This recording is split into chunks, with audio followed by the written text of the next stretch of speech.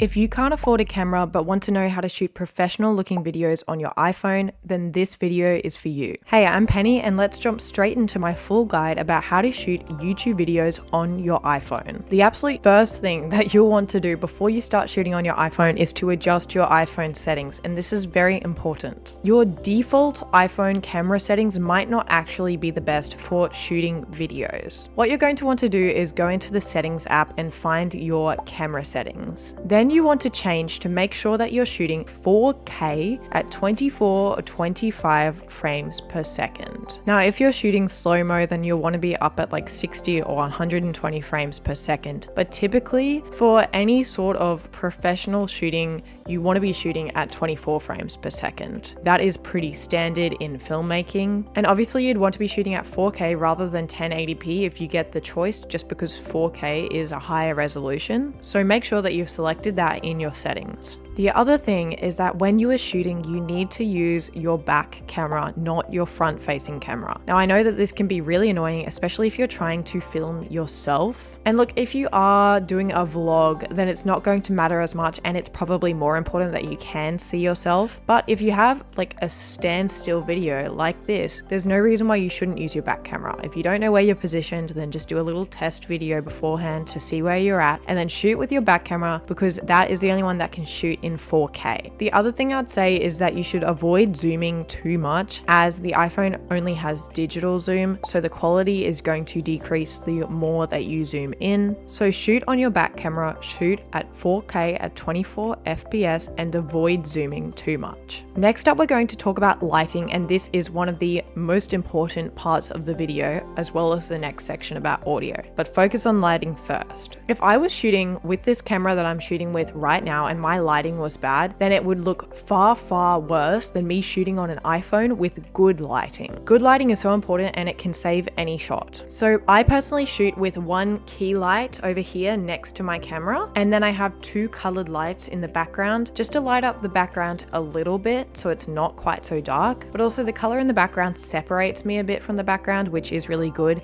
And this key light lights up my face, which is what we want to see because I'm the one speaking. But if you do not own any lights at all, that is fine. We want to shoot with natural lighting then. Now, when you're shooting just with natural lighting, I see a lot of first-time filmmakers making the mistake of shooting with light behind them and no light in front of them. So this is me shooting with a window behind me. You can't really see my face as easily, and the window is just overexposing the background completely. It doesn't look very good, and there's no focus on my face at all. Whereas this is me shooting with the window behind the camera so that the light is facing me. You can easily see my face. The quality looks a lot better, even though it hasn't technically changed. And you can probably already see right there, that is a huge difference. Imagine if you shot the whole YouTube video with the window behind you versus if you shot the whole video with the window in front of you. So make sure the lighting is facing you, and you can always use other lights to light up your background if you like. Next up is audio, and this is my other main point, as it will make or break your video.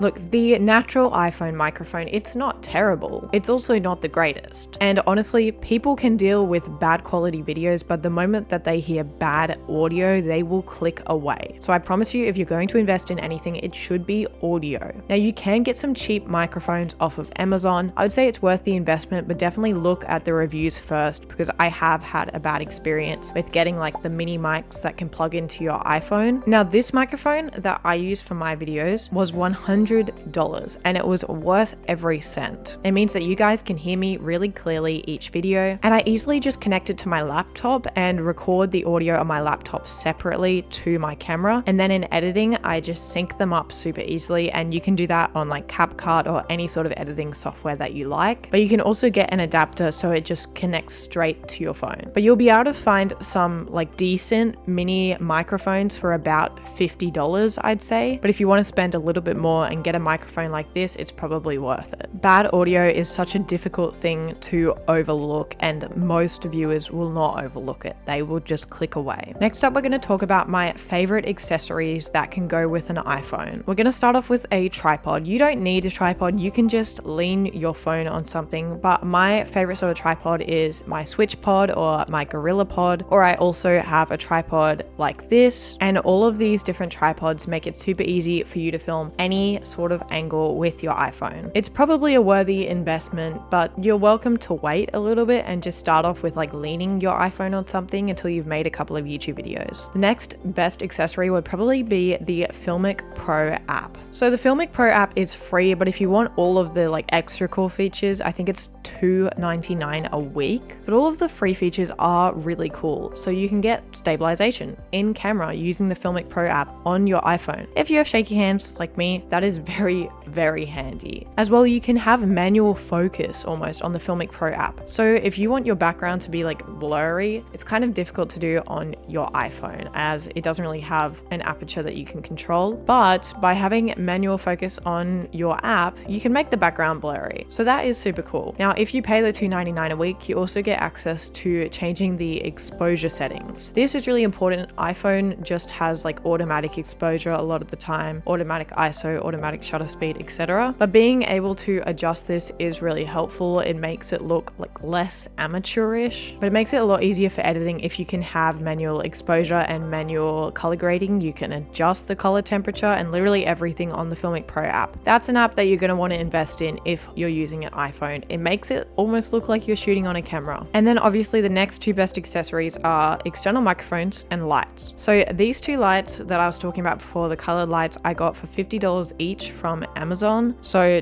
I would say definitely worth it. It just like makes my background slightly less boring. The light that's pointing at my face was about $60 on Amazon. It comes with a tripod as well, so super handy. And as I said, for external microphones, just make sure you check the reviews of the products that you're purchasing. But if you want like consistently good quality, I would recommend Rode as the brand that you use. I use it all the time. I use it on top of my camera as my backup audio and here. Rode is a great brand. It's consistently good, and they have some cheaper products that are only about $40, $50, and they have mini mics as well. So I would say that's definitely worth the investment. Next up, I'm going to talk about basic cinematography when using your iPhone. So if you go into settings and adjust your camera settings, you can have it so you have the grid come up on your camera app. So this will help you with the rule of thirds. If you haven't heard the rule of thirds before, then have a little bit of a listen and a little bit of a research. If you want your shots to look more well composed, then you can place your subject on the line of one of the thirds, and that'll make your shot look really nice. Obviously, I like to be centered for my videos, but if you're just doing like general B-roll or extra shots using your iPhone, then get the grid up and try one positioning the main subject on one of the thirds. Just give it a go, see how it looks. It's kind of one of the things that we discussed regularly in film school, so definitely give it a go when you're shooting on an iPhone as it has an automatic grid. If you're shooting B-roll over the top, also I haven't really classified what B-roll is, but it's basically all of the extra shots that I put over the top. So this is the A-roll right now, and if I put a clip over the top of me, that's B-roll. But if you're shooting B-roll, then try doing some different types of shots. Try doing some close-ups, some medium shots, and some wide shots. Just to spice it up a little, you know, try some things out with your iPhone. I know I said not too much digital zoom, but you can bring your iPhone like physically closer to the object, and this can help for making your video a little bit more interesting. My next tip for cinematography is positioning yourself further away from the background. So me and my background, there's probably about maybe a 1.5 meter distance between us. This means that the background is slightly more blurry. If I was closer to the background, then there just wouldn't be as much